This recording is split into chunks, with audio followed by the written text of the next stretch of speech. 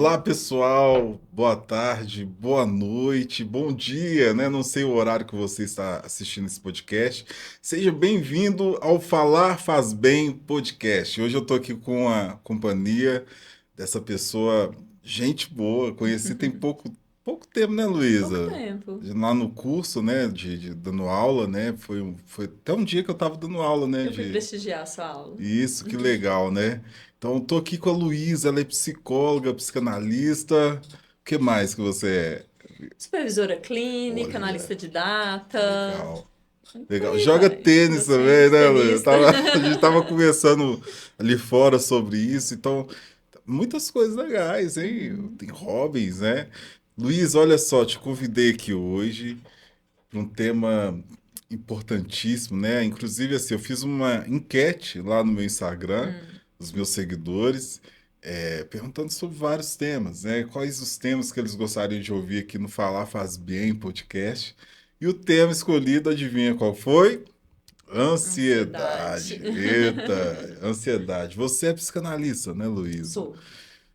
Como que a psicanálise vê a ansiedade? Bom, Dr. Wellington, a psicanálise ela vai compreendendo a ansiedade como uma dificuldade ali do sujeito de elaborar algumas questões, de querer antever demais ali o futuro, a preocupação exacerbada com aquilo que ainda não chegou. Então, são algumas travas que o sujeito ali se coloca na impossibilidade de se conectar com o presente. Né? Como se fosse ali o excesso de futuro. Aquela questão de estar sempre correndo demais, querendo fazer demais, produzir demais. Então, quando eu me conecto muito com o que está ali na frente, eu esqueço daquilo que eu tenho de mais importante, que é o aqui e o agora. Presente, né? Exato. Tem até aquele jargão, né, Luísa? Se você fica preso ao passado, é depressão, né? Se você Uhum. está preso ao futuro, isso gera Ansiedade. ansiedade, né? Uhum. Você acredita que a ansiedade pode sabotar a vida de uma pessoa, Luísa? Eu não acredito, eu tenho certeza. A gente lida com isso diariamente, né, doutor Wellington? A ansiedade, ela vem trazendo ali vários sabotadores.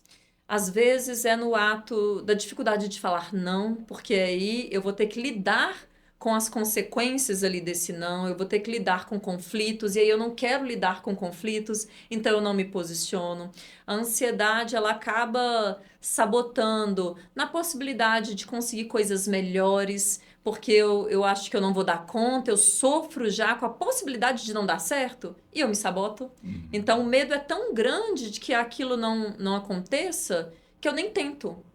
E aí a ansiedade ela vai me consumindo. Então hoje o que a gente percebe, o que eu vejo é o seguinte: antigamente o mal do século era percebido como a depressão. Hoje em dia é a ansiedade, porque nós temos uma sociedade muito acelerada. A sociedade ela alimenta essa aceleração. A gente tem que produzir, produzir o tempo inteiro, tem que trabalhar o tempo inteiro, ganhar dinheiro o tempo inteiro, tem que fazer o tempo inteiro. E aí, naturalmente, as pessoas elas vão ficando mais ansiosas. Fora isso, a questão da disseminação das telas também para as Sim. crianças. Então, antes, eu acho que talvez a minha geração foi a única que ficou, a última geração que ficou nas ruas. E aí, depois disso, a gente já não percebe mais pelo aumento da criminalidade, sim. Tem uma questão da inserção da mulher mais ao mercado de trabalho. Então, o modelo de família, anteriormente, era qual? O homem ia para o mercado de trabalho, era o provedor financeiro, a Sim. mulher ficava em casa cuidando dos filhos. Uhum. Atualmente, fora os vários formatos de família que nós percebemos também essa mulher indo para o mercado de trabalho. A criança, ela fica na creche, na escolinha, no auxílio ali com a babá. E aí a tecnologia, ela se transformou num aliado, mas também num fomentador ali de angústias e de questões, principalmente da ansiedade. Então a criança ela fica muito tempo na tela, ela tem vários prejuízos e disfuncionalidades com relação a isso. Aí ela vai crescendo uma criança mais naturalmente ansiosa também, porque é excesso de estímulo. A criança vai lidando com o estímulo o tempo inteiro e ela não tem paciência para esperar. A gente vai perceber hoje, as crianças elas não dão conta de assistir um comercial, uma propaganda. Então tá ali no YouTube, pular propaganda, aí já quer pular rápido, não consegue. Na nossa época a gente ia assistir uma televisão, tinha que dar conta de suportar a Sim. angústia de uma propaganda. Então hoje a ansiedade ela se faz muito presente na nossa sociedade. Ela sabota as relações, ela sabota às vezes o sujeito lidar com o desejo dele. Ela sabota a vida de uma maneira geral. Atrapalha muito, É. né? Mas a ansiedade, por um lado, também, ela é natural do ser humano, né, Sim, sim, Luísa? A gente vê alguns estudos, né, que todo mundo tem um pouco de sim. ansiedade. É normal, então, ter um pouquinho de ansiedade. Sim, a gente está falando aqui da ansiedade patológica, da ansiedade disfuncional. Uhum. Mas perceba, antes de uma prova importante, antes de uma viagem, a gente sempre tem aquela ansiedadezinha ali que é natural, é normal, todo mundo vai sentir. Então não estranhe se você tem algum contexto ali referente a uma ansiedade.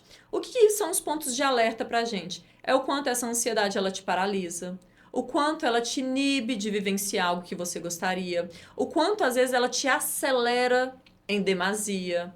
Agora, diante de algo muito importante, o desejo que aquilo chegue logo e te trazer um pouco de ansiedade é algo que todos nós estamos ali sujeitos a vivenciar. Uhum. É, hoje em dia, com essa epidemia, né, de Uhum, pessoas com um nível excessivo de ansiedade, a uhum. gente pode dizer assim, a gente tem visto muitos casos de síndrome do pânico, Sim, burnout, né? sim, É, ataques de pânico também, sim, às vezes em contexto até mesmo do trabalho, né? sim.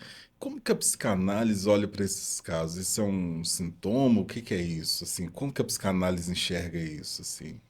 A síndrome do pânico é como se fosse um quadro de enorme agravamento da situação, em que a pessoa ela sente uma sensação de morte iminente. Então é como se ela fosse romper com a vida mesmo. Ela não consegue respirar. O próprio transtorno de ansiedade ele vai trazendo sintomas que são muito característicos, né? As psicossomatizações. Então ela sente falta de ar. Se for avaliar no médico a saturação dessa pessoa, ela está perfeita. Mas é uma sensação de falta de ar. E não tem como falar com o sujeito que ele tá bem. Não, você tá respirando normal. Porque ele não consegue respirar de maneira adequada. É Uhum. um coração ali disparado, uma taquicardia, é a sudorese nas mãos. Então ele vai ter todo esse conjunto de sintomatologia que vai trazendo um enorme prejuízo nas relações interpessoais. Às vezes ele desenvolve uma agorafobia. Então, o medo de sair de casa, porque se eu sair eu fico muito vulnerável, eu posso passar mal. Sim, Né? Então, o pânico vem muito disso. O medo de que ao passar mal eu esteja sozinho. Então, eu não fico mais sozinho. Eu tenho sempre que estar acompanhado de alguém. Aí eu não saio, eu não dirijo. Então, vários casos que eu lido no consultório, que é justamente com patologia isso. Agora, de que forma começa? São as mais variadas formas. Então, às vezes, excesso de cobrança no ambiente profissional, um ambiente profissional patológico, que cobra muito ali desse sujeito, trazendo um caso clínico aqui, aham, básico. claro. Uma paciente minha trabalhava em um mercado, então já tem um fluxo muito grande ali de clientes, e aí ela tinha que atender esses clientes, ela não tem muita facilidade nas relações interpessoais, sempre foi uma pessoa mais introvertida, mas estava ali sujeita a esse trabalho, só que com muita pressão. Então o trabalho colocava muita pressão nela de que ela não podia ir no banheiro, ela não podia, ela tinha que fazer hora extra, ela tinha que trabalhar na folga dela, então ela estava Nossa. sempre em estado de hipervigilância. E aí ela foi desenvolvendo esse pânico quando ela estava no trabalho, ela começava a chorar, começava a tremer, não dava conta de ficar até o final, aí começou a pegar atestado. Ela chegou num ponto de desenvolver depressão devido a isso, o transtorno de ansiedade se agravou para uma crise de pânico, desenvolveu depressão, ideação suicida. E aí, Nossa, quando ela grave. chega no consultório com um psiquismo muito fragilizado. Então, até a gente compreender e ela conseguir entender que ela estava muito frágil para poder lidar com isso, para poder se colocar diante, não se colocar firme diante dessas situações, mas aí a gente percebe como que o ambiente, ele tem grande impacto, principalmente em pessoas que têm ali o psiquismo um pouco mais vulnerável. Aí o trabalho é justamente de fortalecer esse sujeito, fortalecer o ego Assim. desse sujeito, para que ele perceba que ele dá conta. Mas é um trabalho extenso. Sim, muito extenso, né? A gente hoje vê muitas estratégias, Sim, né, Luísa, na internet mesmo, sim. né? Assim, mindfulness, né? Uhum. Técnicas ali Sim, de segurar, apertar. sim. A psicanálise, ela usa essas estratégias, ela passa algum exercício para a pessoa poder fazer em casa. Como que é isso, assim? Então, a psicanálise em específico tem poucos estudos sobre. A psicanálise ela vem falando muito sobre a conscientização dessa respiração, mas são técnicas que elas são amplamente utilizadas. Porque o que, que é a questão da crise de ansiedade?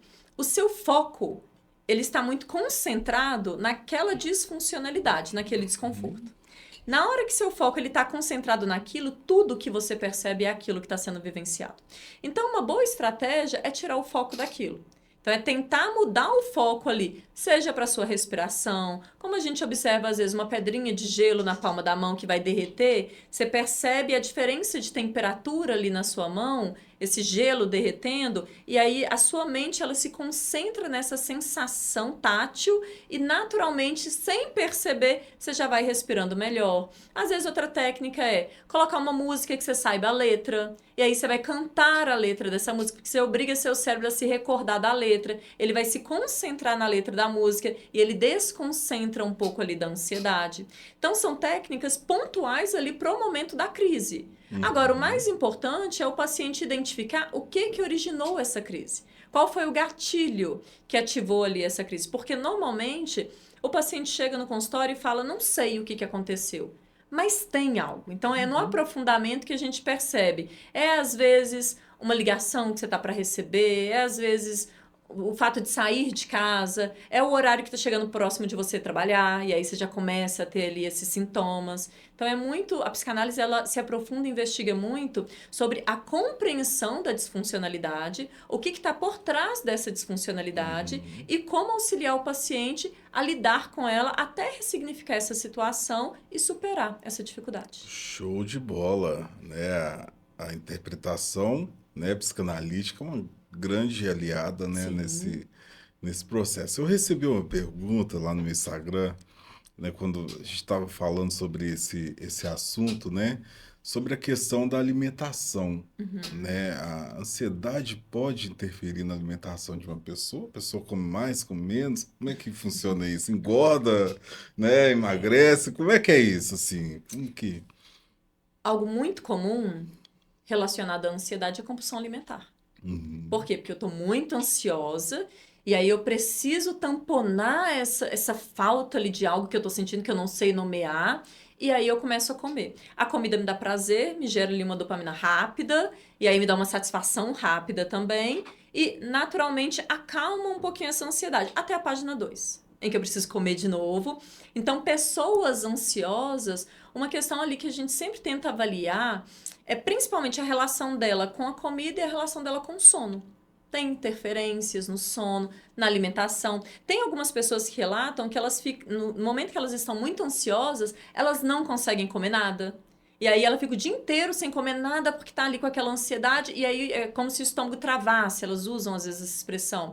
Mas o que a gente percebe é uma recorrência muito grande. Pessoas que apresentam compulsão alimentar, eu já vou logo investigando como é que é a relação dela com a própria ansiedade. Então, como que é a Uhum. manifestação da ansiedade ali no corpo Ah, dela. então tá bem ligado nessa Muito questão da ligado. alimentação, né? Sim.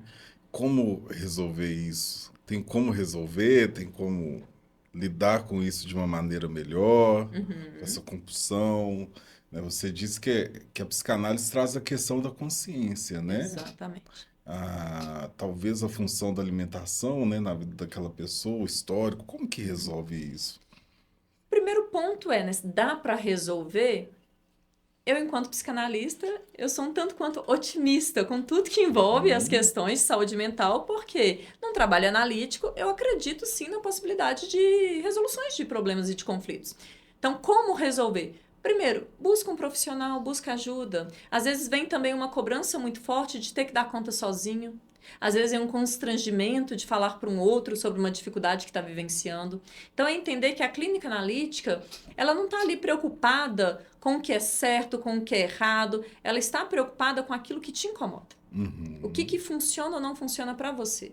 E aí, Legal. quando vem sobre a questão da relação com o alimento, e você disse bem, né, o que esse alimento simboliza para esse paciente, qual é a função desse alimento ali na vida desse paciente, a gente precisa entender um pouquinho além da pontinha do iceberg, a gente precisa aprofundar um pouquinho.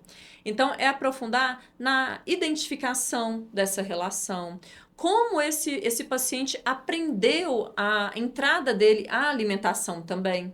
Então, é uma alimentação que sempre foi muito restrita, ele sempre teve que comer muito certinho, e aí agora podendo, ele quer comer tudo, ele quer... a manifestação somática, ali, a percepção do corpo. Ele quer engordar, ele quer ganhar volume, é a relação com a autoestima. Então, é muito mais profundo do que só identificar o que o paciente está comendo ou não está comendo. Me importa saber por que ele come, o que ele come, com qual intensidade ele come, o que simboliza o que ele come, como ele se sente quando ele come. E aí é um trabalho profissional que vai permitir com que ele, identificando isso, consiga criar estratégias e trabalhar em cima desses De lidar pontos. com isso, né? Sim. A psicanálise tem muito isso. Às vezes a situação, o conflito, né? Às vezes vai ter uma função na vida da Uhum. pessoa, né? Os sintomas, né? E aí a grande trabalho nosso, às vezes, enquanto psicanalista, ajudar essa pessoa a lidar com aquilo ali, né? Exatamente. Que tem coisas que não se resolvem, né? Mas Uhum. mudando de assunto, um outro assunto assim que é muito comum, né, lá no meu Instagram, que as pessoas perguntaram, é a questão dos relacionamentos, né? Uhum. Relacionamento pode causar ansiedade, conflitos, ou não, né? Às vezes o conflito não, né? Aquela borboleta como o pessoal fala, né? Borboleta no estômago. A, a ansiedade tem a ver com relacionamento, causa a falta de ansiedade também pode ser um problema também, né, no relacionamento, né? Porque gera uma apatia, né? Se a gente for parar para pensar, né? Você acha que a ansiedade interfere em relacionamentos? Essa ansiedade natural ali, ela está muito vinculada ao início dos relacionamentos, que traz uma adrenalina também ali para essa relação amorosa, romântica, né? Então eu vou encontrar o sujeito amado, e aí eu fico ansiosa para aquele momento chegar. Isso é muito comum. Mas o que a gente percebe na clínica, Dr. Wellington, é o impacto que a ansiedade patológica traz Uhum. através dessas relações. Que é o que? Às vezes, relação de dependência emocional, dependência afetiva. Então, quando eu crio uma Sim. relação ali de dependência emocional com esse outro, eu preciso que ele me ame, eu preciso que ele me queira, eu preciso que ele queira estar comigo. E na ausência disso, isso me consome por dentro. Então, por que ele não me atendeu? Por que ele não tá me Nossa. ligando? Por que ele tá fazendo? Ele tá me traindo? Com quem que ele tá? Mas isso também é uma manifestação da insegurança do próprio sujeito, da forma como ele aprende a se relacionar ali com esse outro. E aí a gente tem que investigar na clínica se é uma dificuldade do próprio sujeito ou se é algo que a relação acabou sendo introduzida ali nesse sujeito, né? O relacionamento ou o outro, o parceiro, acabou introduzindo em mim uma baixa autoestima, porque a gente percebe, às vezes, pessoas que entram bem emocionalmente dentro de uma relação e isso vai sendo consumido dentro ali de Uhum. relações que são abusivas, relações que são tóxicas, às vezes envolvimento com pessoas narcisistas. Então, isso Sim. tudo vai também trazendo disfuncionalidades e agravando o processo ali patológico da ansiedade. Além de Uhum. minar a autoestima do sujeito, a segurança pessoal, a questão da forma como ele se expressa ali durante o mundo. A gente tem que tomar muito cuidado com essas relações que criam bolhas muito específicas. Então a pessoa se afasta dos amigos, se afasta dos familiares, se afasta dos hobbies, e aí eu vivo para o sujeito.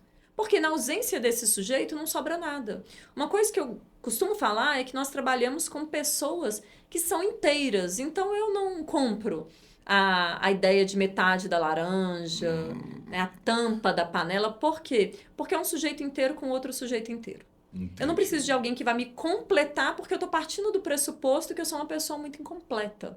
Freud ele vai falar sobre o sujeito faltoso, mas é de uma outra Outro dinâmica, uma outra dia a gente fala didática. sobre isso. Exato, mas Olha nas relações, busque ser inteiro antes de querer uma outra pessoa. que legal, hein, Luísa?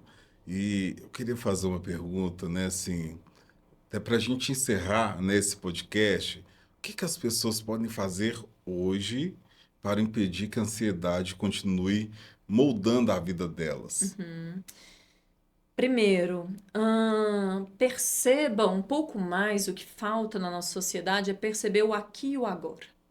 Sabe? Onde eu estou localizada? O que eu quero hoje para mim? Fazer pausas intencionais. A vida, ela nos convida a muito movimento. Só que se nós nos deixamos levar também, a gente não para nunca. E isso vai trazendo ansiedade. Então, às vezes, eu preciso colocar ali na minha agenda, cheia de compromissos, que eu tenho um compromisso comigo mesma.